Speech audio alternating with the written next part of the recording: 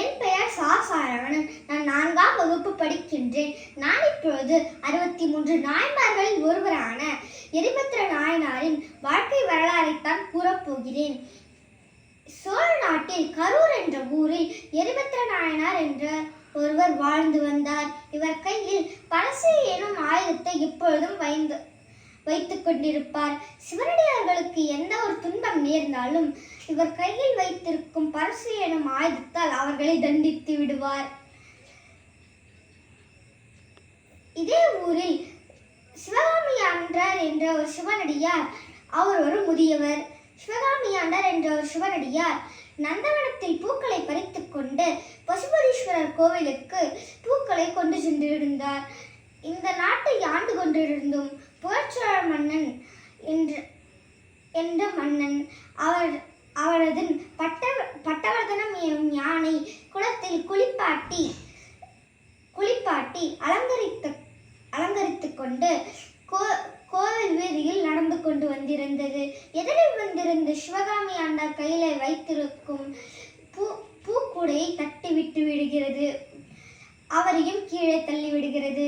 கோபமடைந்த சிவகாமி ஆண்டார் இவர் பக்கத்தில் இருக்கும் ஒரு குச்சியை எடுத்துக்கொண்டு யானையை விரட்டி கொண்டிருந்தார். இவர் முதியவர் என்ற காரணத்தினால் இவர் தடுக்கி விழுந்து விடுகிறார். இவர் தலையை அடித்துக்கொண்டு சிவதா சிவதா என்று கத்தி அழுகிறார். இந்த ஓலம் எரிபத்திர நாயனார் காதில் விழுகிறது. எரிபத்திர நாயனார் அங்க வெகு சீக்கிரம் வந்து என்ன நடந்தது என்று சிவகாமி ஆண்டாரிடம் கேட்டார். சிவகாமி ஆண்டார் கூறினார், நடந்ததை கூறினார். இந்த நியாயத்தை கேட்டு எரிபத்திர நாயனார் யானையை துரத்தி கொண்டு செல்கிறார்.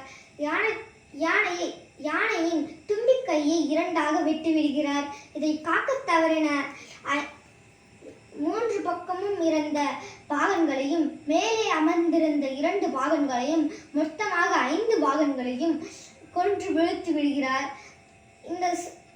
இந்த செய்தி புகழ்ச்சோழ மன்னன் காதில் விழுந்து விடுகிறது. அப்பொழுது புகழ்ச்சோழ மன்னன் நினைத்தான், இது கண்டிப்பாக எதிர்நாட்டு வேலையாக தான் இருக்க வேண்டும் என்று 4 வகை பகைகளையும் திரட்டி கொண்டு அங்கே செல்கிறார்.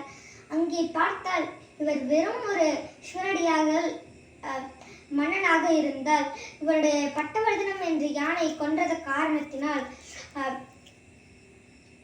எரிபத்திர நாயனாருக்கு மரண தண்டனை அளித்திருப்பார். இவர் ஒரு மிகப்பெரிய சிவபக்தர் என்ற காரணத்தினால் இவர் இறங்கி சென்று ஐயனே இங்கு என்ன நடந்தது என்று விசாரித்தார். அப்பொழுது இந்த யானையின்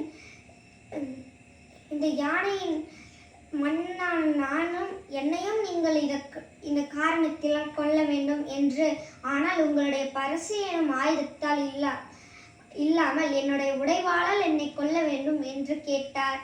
அந்த வாளை வாங்கி இந்த பெரிய சிவபக்தனின்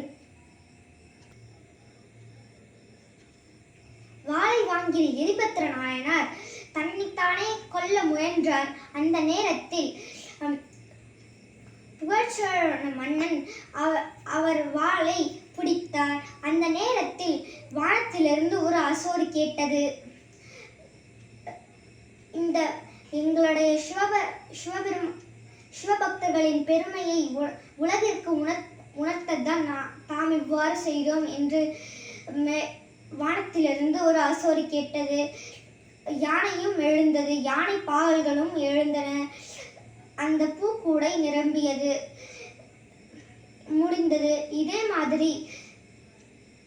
மாதிரி அவர் எல்லா சிவனடியார்களுக்கும் துன்பம் நேர்ந்தாலும் அதை தடுத்து வந்திருந்தார். நன்றி, வணக்கம்.